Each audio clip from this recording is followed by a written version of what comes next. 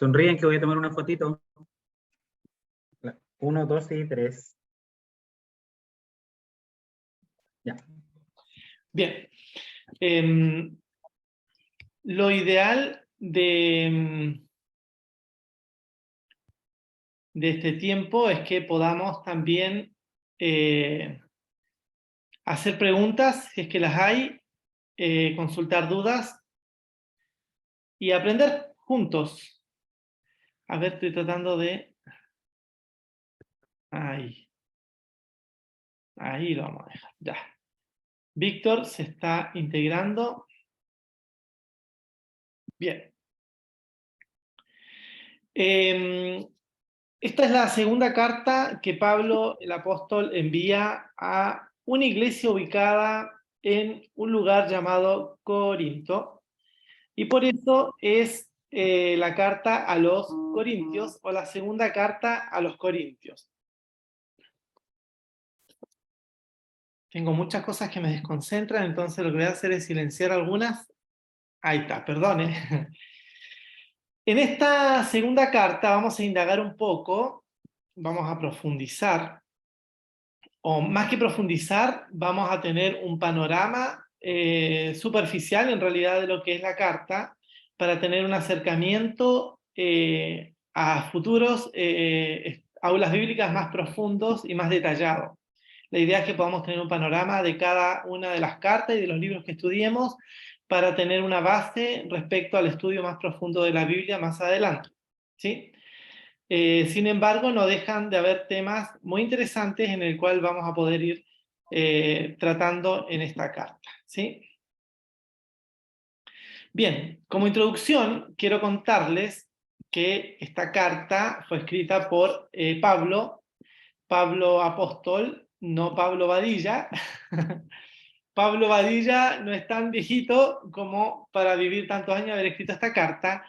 Fue escrita alrededor de los años 55, entre el 55 y el 57 después de Cristo, según algunos autores, desde un lugar llamado Macedonia, y los receptores son los corintios y las personas que vivían en los alrededores, ¿ya?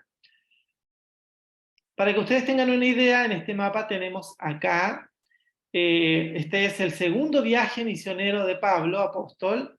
Acá vemos que en su segundo viaje misionero visita Corinto, que está por acá. Acá está Corinto. El apóstol Pablo escribió estando en esta zona. Algunos dicen, hay algunos escritores que dicen que pudo haber sido Filipos, pero otros en toda la región de Macedonia en este caso, ¿ya? Contexto. Nosotros cuando hablamos en la primera carta, hablamos varias cosas, pero la primera carta tiene un tono un poco duro desde Pablo hacia los Corintios, porque en la primera carta Pablo tiene que corregir cuestiones que se estaban haciendo mal respecto o más que mal, tenía que ver con el pecado que los creyentes de la iglesia de Corinto o los corintios estaban practicando. Eran pecados sexuales, como nosotros los vimos en la primera carta, estaban cometiendo, habían desórdenes. Entonces el apóstol tiene que enviar una carta bastante enérgica, porque tenía él que corregir y enseñar a la iglesia a cómo tenía que vivir un creyente. Por lo tanto, el apóstol corrige este tipo de cosas, y ya una vez que la iglesia responde de manera positiva, o mejor dicho, gran parte de la iglesia o de los corintios responde de una manera positiva a lo que Pablo había exhortado en la primera carta, el apóstol se toma una segunda, o envía una segunda carta, y en esta segunda carta tiene algunos aspectos de los cuales primero, que eso lo vamos a ir profundizando más adelante, pero una de esas tiene que ver con consolar, ¿sí? Pero Pablo comienza abriendo su corazón. Esta carta tiene un tono personal, desde el punto de vista de que Pablo, el apóstol, abre su corazón, manifiesta lo que está en su alma, habla de sí mismo y cuenta cosas que él tuvo que vivir y las razones por qué él tuvo que vivir estas cosas, ¿sí? Por eso es una carta que habla más de su vida personal. Tal como lo comenté recién, Pablo parece introducirnos en todos los secretos de su alma en esta carta. Entonces, tiene esa idea, ¿no? Él abre su corazón y manifiesta todo lo que él ha vivido durante su vida como creyente. ¿Cuál es el propósito de la carta? Así como la primera carta a los Corintios tiene un propósito, esta segunda carta también tiene propósitos, dentro de los cuales pudimos identificar que es para, punto 1, consolar a los miembros arrepentidos de la iglesia. Pablo escribió la primera carta con un tono muy drástico, muy duro, pero esta segunda carta es para consolar a los miembros arrepentidos de la iglesia. Fueron muchos los creyentes de esta iglesia que se arrepintieron luego de lo que Pablo había escrito, se arrepintieron, digamos, ellos de sus pecados y volvieron al camino, volvieron a la santidad. ¿Sí? Pero no todos fueron los que se arrepintieron, sino que el propósito de esta carta también es para advertir a la minoría rebelde. Había una minoría que no le creyó a Pablo, lo menospreció, cuestionó muchísimos aspectos de los que él había escrito y además cuestionó el ministerio mismo de Pablo. ¿Ya? También otro propósito que tiene esta carta es para advertir en contra de los falsos maestros. Durante toda la historia de la vida humana han existido falsos maestros, personas que sacan conclusiones a la ligera, quizás de algún texto bíblico, o que enseñan cuestiones cerradas con propósitos egoístas.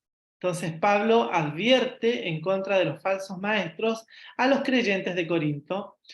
Y también el otro propósito es para rechazar los ataques hechos sobre su ministerio por estos falsos maestros. Estos falsos maestros atacaban directamente el ministerio de Pablo y todo lo que él hacía. Entonces tiene también ese propósito.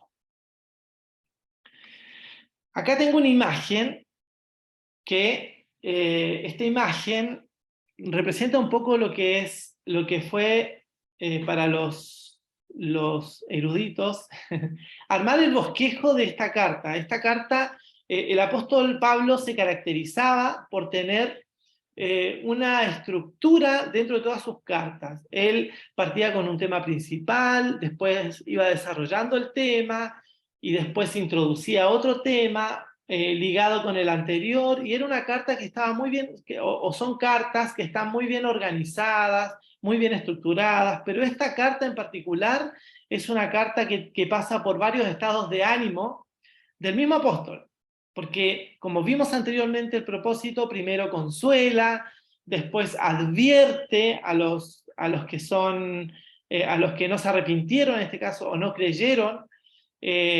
Posteriormente Pablo previene a los creyentes acerca de los falsos maestros, y bueno, y también, y ese ya tiene otro tono, digamos, tiene un tono más de cuidado, entonces pasa por varios estados de ánimo esta carta. Por lo tanto, por eso yo creo que si bien representa un poco difícil de ordenar el bosquejo del libro, perdón, de la carta, pero se logra, por supuesto, un hilo conductor, pero no estructurado como las otras cartas.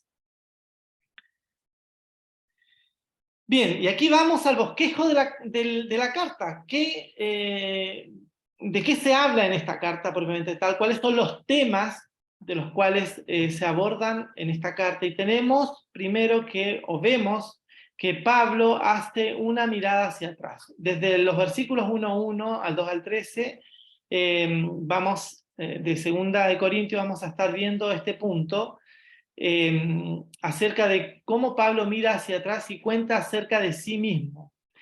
Tal como lo comenté hace un momento en uno de los propósitos, Pablo habla de sí mismo, él cuenta su historia, cuenta cosas que tienen que ver con lo que él ha vivido y las razones del por qué él ha vivido este tipo de cosas. Después vamos a desglosar este punto, pero otros puntos dentro del bosquejo de toda la carta es, él habla acerca de la dignidad y la eficacia de su propio ministerio, o del ministerio de Pablo. Eso se encuentra desde el capítulo 2.14 al 7.1.16. ¿Sí? Eso también lo vamos a estar viendo más adelante. En los capítulos 8 y 9 se observa una colecta para los santos necesitados de Judea. Pablo habla acerca de esto y pide, bueno, ayuda, y se hacen colecta para los creyentes de aquel lugar. Y finalmente Pablo defiende su propio apostolado. Él habla acerca de por qué es apóstol, cuáles son se podría decir, la carta de su apostolado, por qué él es apóstol. Entonces él se defiende frente a aquellos que decían que él realmente no era un apóstol, que sus enseñanzas estaban equivocadas, etc. Así que vamos a partir con el primer tema, que es una mirada hacia atrás. Vamos a hablar hoy de esto, vamos a leer el capítulo 1, completo, y el capítulo 2 hasta el versículo 13. Una mirada hacia atrás. El punto 1 sería que Dios sostiene a Pablo en la tribulación para que él a su vez pueda consolar a otros. Muchas veces nosotros nos preguntamos como creyentes, ¿por qué tengo que vivir esto? ¿O para qué? ¿O por qué me pasó? ¿Habrá sido mi pecado? ¿Habrán sido mis errores? ¿Habrán sido una mala decisión? ¿Qué fue lo que me trajo estas consecuencias? Entonces, nosotros muchas veces nos cuestionamos, y más allá de que muchas de las consecuencias que nosotros vivimos puedan ser productos de nuestros propios errores y nuestros propios pecados, también está un aspecto que a veces Dios mismo nos coloca, o hay algo en el cual Dios nos coloca en ciertas situaciones para poder entender y para poder guiar a otros en alguna dificultad similar a las que yo pude haber vivido, o que ustedes pudieron haber vivido. Sin embargo, no quiero dejar como en el aire aquello de que, chuta, o sea que si yo me equivoqué, no me sirve de nada la experiencia que yo tuve de ese error. Claro que nos sirve. Todo nos sirve para aprender, para adquirir sabiduría, para volvernos más fieles al Señor, para no cometer los errores del pasado o tomar decisiones distintas a las que habríamos tomado equivocadamente en el pasado. Porque Dios es tan bueno que finalmente todo hace que nos ayude a bien. Por lo tanto, vamos a leer 2 Corintios, capítulo 1, versículos 1 al 11, para poder entender este punto. Dice así, todos me escuchan bien, ¿cierto? Ok, bien. Pablo comienza hablando de esta manera. 2 Corintios, capítulo 1, versículos 1 en adelante, dice así, Pablo, apóstol de Cristo Jesús, por la voluntad de Dios, y Timoteo, nuestro hermano. A la iglesia de Dios que está en Corinto, y a todos los santos en toda la región de Acaya. Que Dios, nuestro Padre, y el Señor Jesucristo les concedan gracia y paz. Alabado sea Dios y Padre de nuestro Señor Jesucristo, Padre misericordioso y Dios de toda consolación, quien nos consuela en todas nuestras tribulaciones, para que, con el mismo consuelo que de Dios hemos recibido, también nosotros podamos consolar a todos los que sufren. Pues, así como participamos abundantemente en los sufrimientos de Cristo, así también por medio de Él tenemos abundante consuelo. Si sufrimos, es para que ustedes tengan consuelo y salvación, y si somos consolados, es para que ustedes tengan el consuelo que los ayude a soportar con paciencia los mismos sufrimientos que nosotros padecemos. Firme es la esperanza que tenemos en cuanto a ustedes, porque sabemos que, así como participan de nuestros sufrimientos, así también participan de nuestro consuelo. Hermanos, no queremos que desconozcan las aflicciones que sufrimos en la provincia de Asia. Estábamos tan agobiados, bajo tanta presión, que hasta perdimos la esperanza de salir con vida. Nos sentíamos como sentenciados a muerte, pero esto sucedió para que no confiáramos en nosotros mismos, sino en Dios, que resucita a los muertos.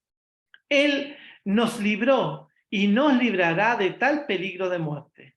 En Él tenemos puesta nuestra esperanza y Él seguirá librándonos. Mientras tanto, ustedes nos ayudan orando por nosotros. Así muchos darán gracias a Dios por nosotros a causa del don que se nos ha concedido en respuesta a tantas oraciones. Bien, me gusta este inicio porque Pablo inicia suavemente, con bastante amor y con bastante misericordia. Pablo, si ustedes notan, Pablo parte con una presentación bastante potente. Él parte con su nombre, dice Pablo, apóstol de Cristo Jesús por la voluntad de Dios, y Timoteo nuestro hermano. Pablo tenía muy claro lo que él era delante de Dios. Alguno puede cuestionar si tú eres hijo de Dios o no. Pero si tú tienes tu fe puesta en Jesucristo, tú tienes que estar seguro que eres hijo de Dios. Y nadie puede cuestionar eso. Probablemente algunos de nosotros somos hijos de Dios un poco cojos o con muchos defectos, pero eso es algo que Dios va transformando en nuestra vida a la medida que le vamos conociendo más y más a través de la Biblia y a través de la oración. Entonces, Dios sostiene a Pablo en la tribulación, y una de las cosas que él dice es, ¿para qué Pablo vivió todo lo que tuvo que vivir? El texto bíblico es súper claro cuando él dice que él vivió todo lo que él vivió para poder consolar a otros, para poder, ¿cómo se llama? Poder entender también y comprender a otros y consolar a otros. Es distinto cuando alguien te dice, mira, ya vas a salir adelante, a cuando alguien te dice, mira, ¿sabes qué? Yo entiendo lo difícil que es salir, porque yo estuve en la misma situación. Y esa persona no solamente no va a cuestionar y no va a criticar a este que se encuentra en X situación, sino que va a tener una actitud misericordiosa, va a tener una actitud de paciencia, de amor, va a ser alguien que va a estar preocupado, va a estar orando por la dificultad o por la tentación a la que cada uno se enfrenta. Entonces, Pablo dice en algún momento, estuvimos a punto de morir. Ese fue el extremo al que fue llevado el apóstol Pablo en sus viajes, ¿no? Misioneros.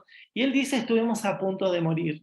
Y en ese estuvimos a punto de morir, el apóstol Pablo deja entrever que ellos efectivamente estaban esperando la muerte, porque él dice que Dios también es poderoso para resucitarlos y levantarlos de la muerte.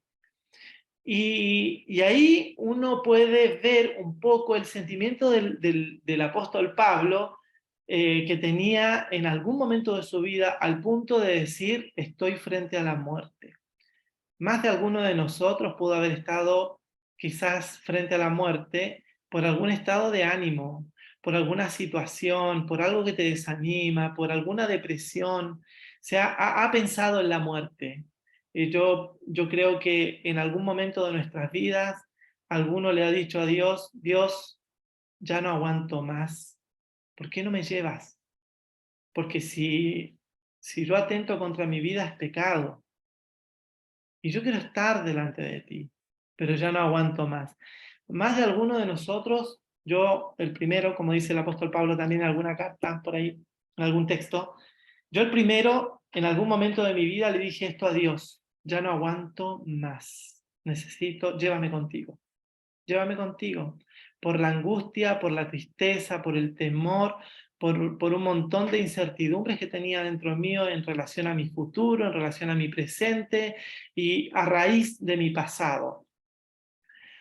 El apóstol Pablo enfrentó esto no una vez, varias veces en su vida. Cuando nosotros miramos la vida de Pablo, nos damos cuenta, y profundizamos en ella, nos damos cuenta que él fue un hombre muy, muy perseguido, muy azotado también. Él recibió azotes, lo dejaron como muerto tirado fuera de una ciudad, vivió un montón de situaciones por causa del Evangelio de Jesucristo. Y él entendía que todo esto era ¿para qué? Para consolar.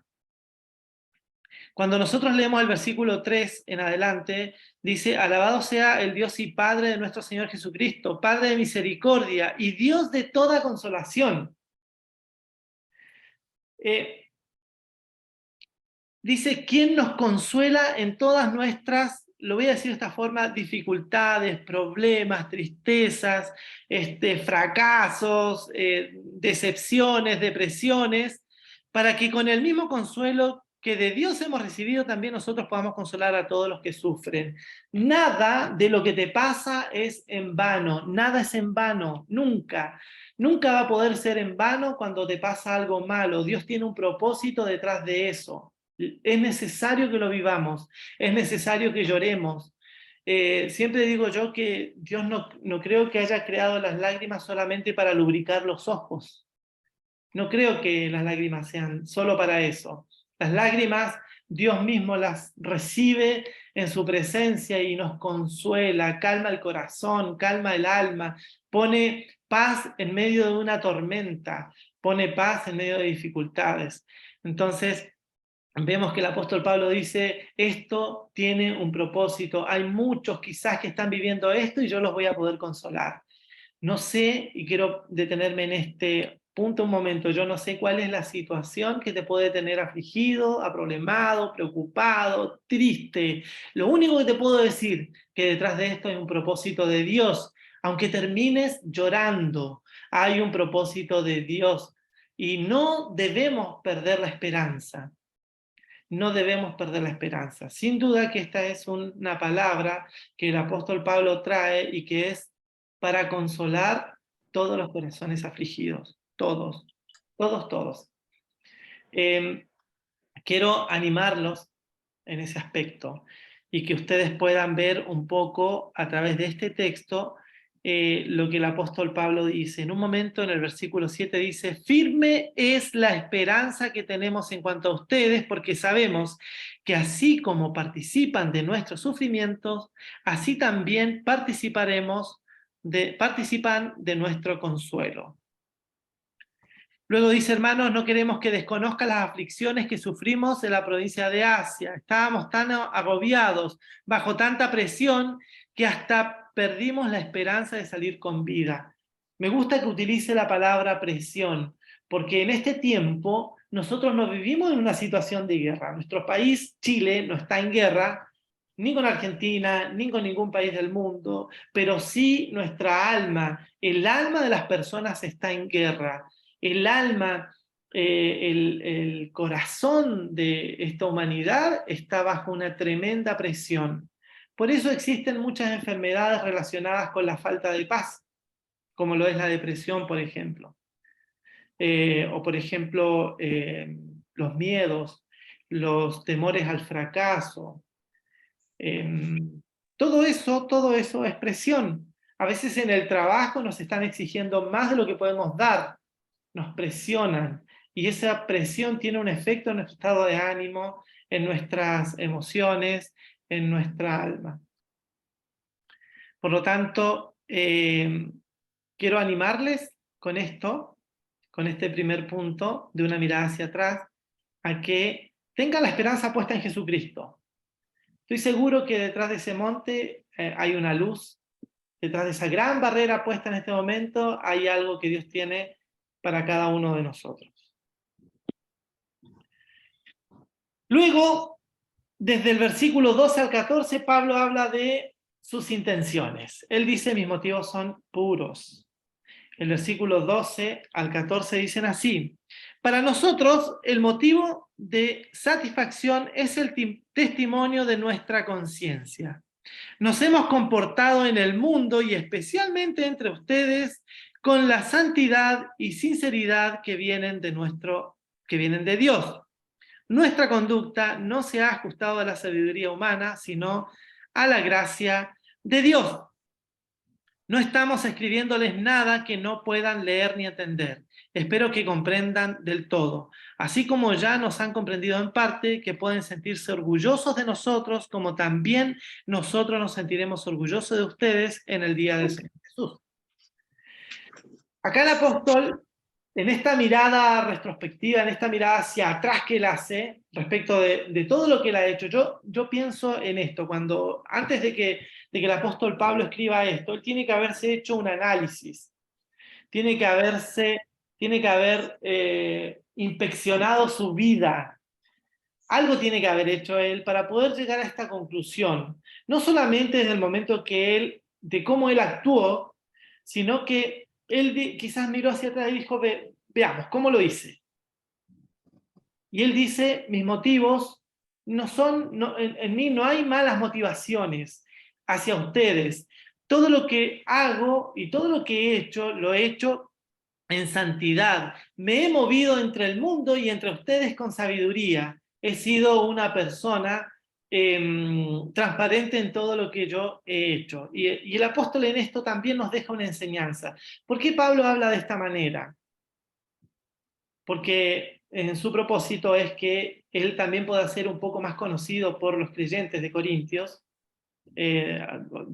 perdón, pero también para él poder defenderse de alguna forma de aquellos que le rechazaban, ¿sí? Él no tenía motivaciones personales en todo lo que estaba haciendo, ni en su primera carta cuando él escribió a los Corintios, ni tampoco en esta carta que escribe por segunda vez. Él dice, yo no tengo malas motivaciones. Y eso es bueno que también nosotros miremos hacia atrás, miremos un poco hacia atrás y pensemos, ¿cómo han sido nuestras motivaciones? Todas, todas, todas. Y me refiero a nivel laboral, me refiero en relación a las personas con las que me relaciono, me refiero en relación a nuestra familia, a nuestra pareja, nuestro esposo, esposa.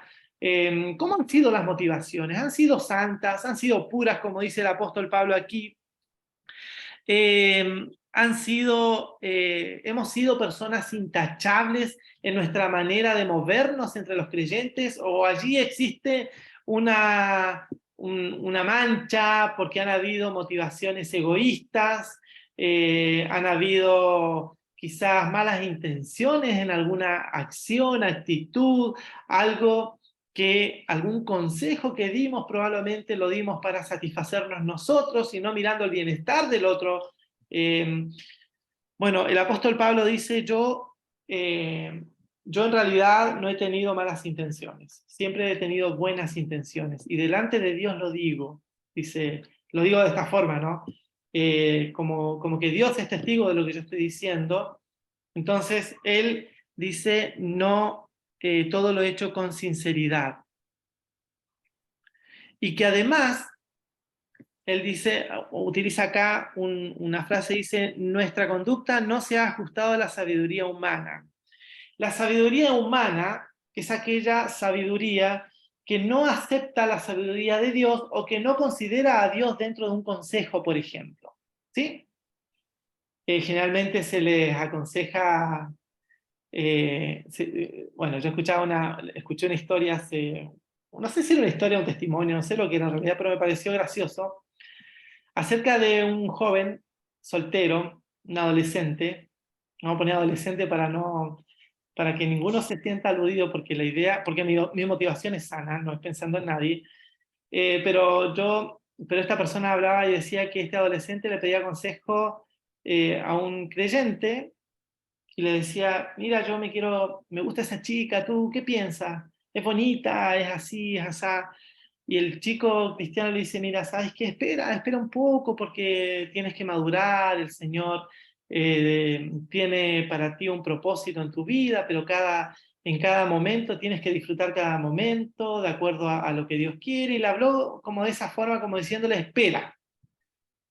Y este joven no se quedó contento con esa respuesta, que por supuesto venía apoyado en la Biblia, en lo que Dios pensaba, sino que se fue a buscar el consejo de un amigo que también iba a la iglesia, pero que supuestamente no conocía todavía a Dios, como los hay. Hay personas que participan en esta vida cristiana pero todavía no han tenido como este encuentro de fe con el Señor.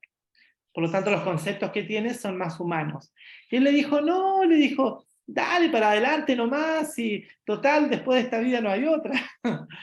Entonces nosotros podemos buscar consejos que vengan justamente inspirados en la conducta que nos ofrece la Biblia o la conducta que nos ofrece la humanidad respecto a cómo proceder en algunas cosas. En esta mirada hacia atrás, el apóstol Pablo entonces dice que sus motivaciones son puras, no son motivaciones, no son malas motivaciones, y son ese tipo de motivaciones que nosotros tenemos que buscar en todo lo que hagamos. Vamos a leer algunos versículos del capítulo 15. Yo le voy a pedir a alguien que pueda leer capítulo 1, versículos 15.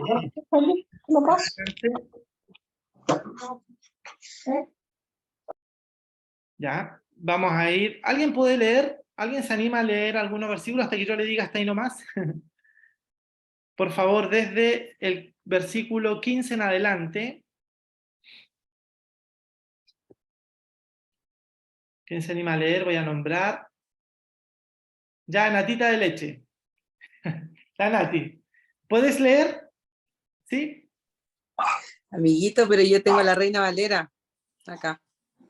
Ay, no, qué horrible. No, la versión que tiene. A ver, preguntemos, ¿no hay alguien que tenga la NBI? Si no, lees la Reina Valera, ¿ya? Si alguien se anima a leer la NBI.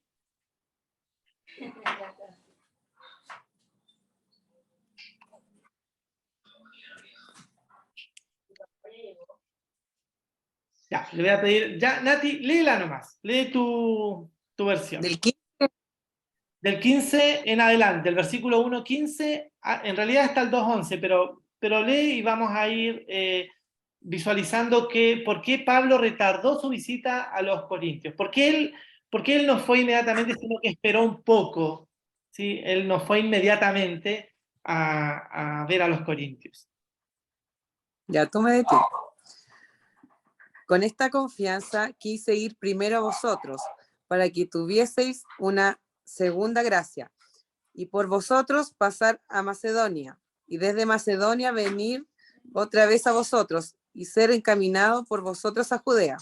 Así que el proponerme esto, usé quizá de ligereza, o lo que pienso hacer, lo pienso según la carne, para que haya en mí sí y no. Mas, como Dios es fiel, nuestra palabra a vosotros no es sí y no, porque el Hijo de Dios, Jesucristo, que entre vosotros ha sido predicado por nosotros, por mí, Silvano y Timoteo, no ha sido sí y no, mas ha sido sí en él, porque todas las promesas de Dios son en él sí, y en él amén, por medio de nosotros, para la gloria de Dios. Y en el que nos confirma con vosotros en Cristo, y el que nos ungió en Dios, es Dios, el cual también nos ha sellado y nos ha dado las arras del Espíritu en nuestros corazones. Mas yo invoco a Dios por testigo sobre mi alma, que por ser indulgente con vosotros no he pasado todavía a Corinto. No que nos enseñoremos de vuestra fe, sino que colaboremos para vuestro gozo, porque por la fe estáis firmes. Esto, ¿hasta ahí? Hasta ahí nomás. Mira, es bastante más enredado. Para aquellos que no conocen esta versión, es bastante más enredado. Yo voy a volver a leer, pero lo que sí el apóstol Pablo explica en este momento, o en estos textos, tiene que ver con esto. El apóstol Pablo dice, yo, en realidad, yo no soy de los que dicen, ya sí voy, después no voy, o los que dicen, ya sí, después no soy una persona indecisa, no soy una que, como que si es sí, es sí, si es no, lo primero, ¿ya? Porque Dios dice, a nosotros nos entregó promesas, y Él no es que te entrega promesas y después te las quita, no es que te dice, sí, mira, esto es tuyo, y después te dice, ay, no sé, parece que no, Dios te da una promesa y Él lo va a cumplir. y ese cumplimiento no está sujeto a nosotros, sino a su fidelidad. ¿Ya? Entonces el apóstol Pablo dice, confiando en esto, quise visitarlos primero a ustedes para que recibieran una doble bendición. Es decir, visitarlos de paso a Macedonia y verlos otra vez a mi regreso de allá. ¿Sí? Pablo se propuso esto. Así podrían ayudarme a seguir el viaje a Judea. Al proponerme esto, ¿acaso lo hice a la ligera o sé que hago mis planes según criterios meramente humanos, de manera que diga sí, sí y no, no al mismo tiempo? Es decir, como que es una persona indecisa. Nosotros debemos procurar ser personas que toman decisiones. Incluso aunque eso nos lleve en algún momento a cometer un error, por supuesto. Mientras más consejos busquemos, más difícil va a ser que cometamos errores en las decisiones que tomamos. Pero aún así, si llegáramos a cometer un error, esto nos permite aprender, crecer y cambiar, ¿cierto? Entonces el apóstol Pablo dice, yo retardé mi visita en realidad, la retardé. Y la retardé, no porque sí nomás, no es que yo... no es porque yo después me arrepentí, porque no sé, porque no tuve ganas. No, no es por esto, sino que Pablo dice que Dios es testigo de que todavía no he ido a Corinto solo por consideración a ustedes. Él dice, yo todavía no he ido a Corintios, a verlos a ustedes a Corinto, solo por consideración a ustedes. Dice, porque no es que intentemos imponerles la fe, sino que deseamos contribuir a la alegría de ustedes, pues la fe se mantiene, pues por la fe se mantienen firmes. Pablo lo que procuraba, la verdad es que Pablo ya había corregido todo lo que tenía que corregir, y él quería ir para bendecirlos. Él quería ir para contribuir a su fe, a su crecimiento.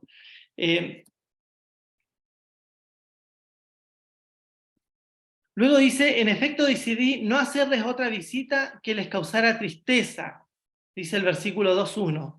Decidí no hacerles otra visita que les causara tristeza, porque si yo los entristezo, ¿quién me brindará alegría sino aquel a quien yo haya entristecido? Es decir, el apóstol Pablo lo que procuraba ahora era llenarlos de gozo, porque la tristeza puede venir por causa de la corrección.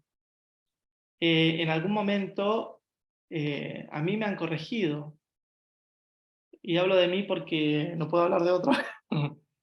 Pero en realidad cuando nosotros cuando nos corrigen nuestros padres, nos corrigen en el caso de mi mamá, o a ustedes los han corregido sus padres, ninguno sale riéndose de esa corrección. Nadie, sino que uno sale perdiendo con los papás cuando te corrigen, cuando dicen, mira, ¿sabes qué? Esto lo hiciste mal, y ahí viene como la reprensión, ¿no? O la disciplina, y viene esto de que, bueno, vas a estar sin tele, o no vas a salir con tus amigos este fin de semana, o no vas a hacer esto, no vas a hacer aquello, o te vas a quedar en la casa y hasta que aprendas, no sé, a ordenar tu pieza, a mantener el orden, no vas a poder salir. Eso es una disciplina que produce tristeza en nosotros, porque nos priva de algo que queremos hacer, nos priva de algo que nos produce alegría. Entonces, el apóstol Pablo viene corrigiendo a la iglesia de Corintios desde la primera carta a los Corintios, y en esta segunda carta a los Corintios los consuela y también reprende a la vez a esas minorías, pero él quería viajar a Corintios ya para producir alegría a ellos.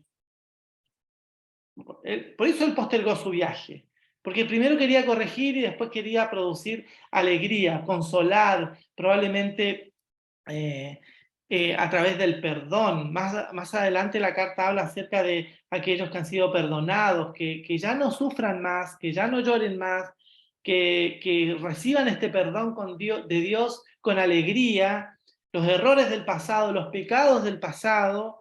Si te arrepentiste, déjalos en el pasado y continúa tu camino hacia adelante, porque nosotros somos los que ponemos la mirada en Jesucristo y caminamos hacia adelante.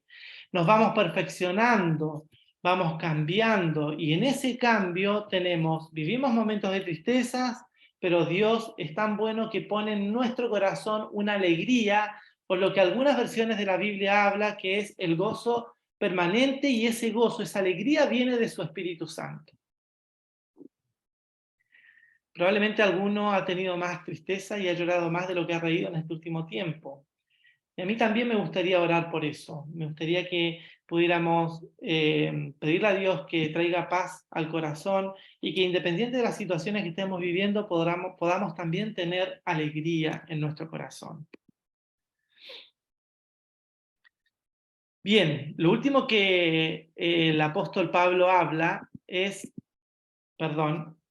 acerca de la espera ansiosa de Pablo de noticias de Corinto. Desde los versículos 2, 13 y 14, los versículos 2, 13 y 14 dicen así: aún así me sentí intranquilo por no haber encontrado allí a mi hermano Tito, por lo cual me despedí de ellos y fui a Macedonia.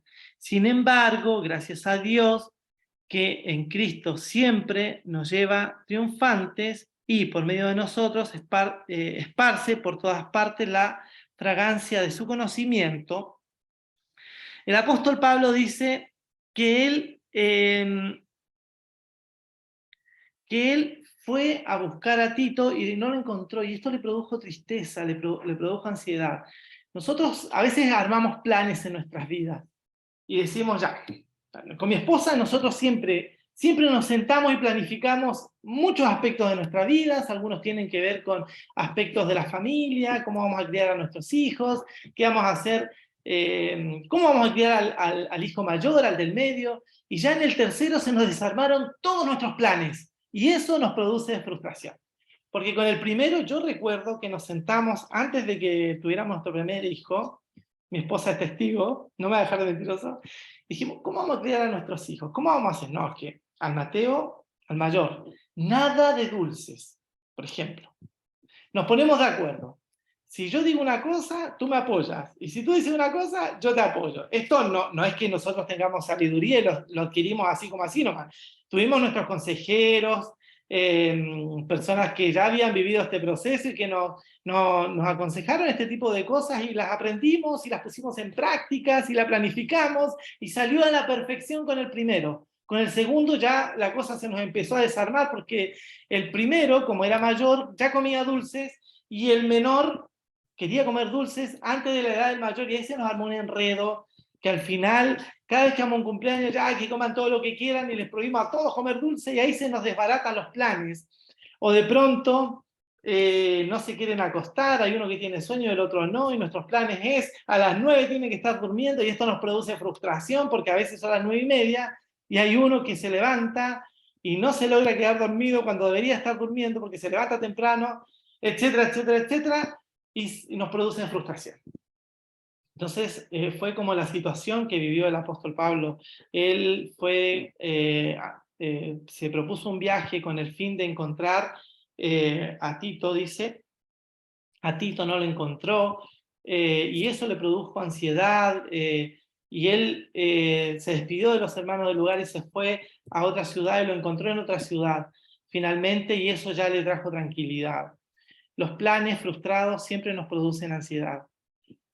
Pueden ser planes chiquititos o planes grandes, nos van a producir ansiedad. Y eso va a significar que primero mantengamos la esperanza puesta en el Señor. Creer que si algo no te resulta, por supuesto pudo haber sido una mala planificación nuestra, pero también tratar de ver a Dios en estas cosas, tratar de ver a Dios en todo. Dios no puede ser excluido ni de tus emociones, no puede ser excluido de tus planes, no puede ser excluido del consuelo. El consuelo viene de Dios, siempre, independiente de que alguno de nosotros podamos consolar, me refiero a alguno de nosotros, a alguno de los creyentes, ¿ya? Podamos consolar. Ese consuelo lo puso Dios en esa persona para ti. Si yo viví una situación difícil que tú estás viviendo hoy, yo voy a poder ir a ti, consolarte y estar contigo y llorar contigo y saber lo que te pasa.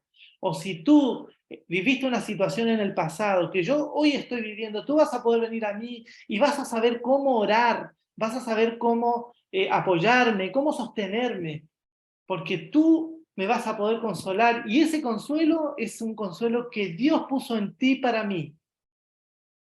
Y esto es genial, genial, porque de esa forma nosotros nos unimos cada día más, nos amamos cada día más, nos entendemos cada día más, crecemos cada día más. Por lo tanto, si algún plan no funcionó, no te eches a morir. No nos echemos a morir. Replanifiquemos. Veamos a Dios detrás del fracaso. Y vamos a tener éxito en un mediano a largo plazo.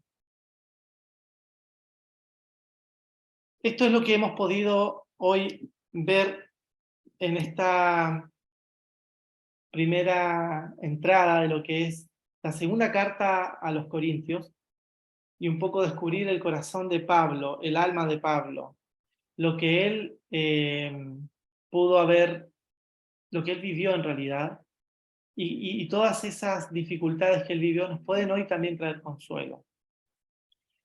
Dejo abierto preguntas, dudas, comentarios.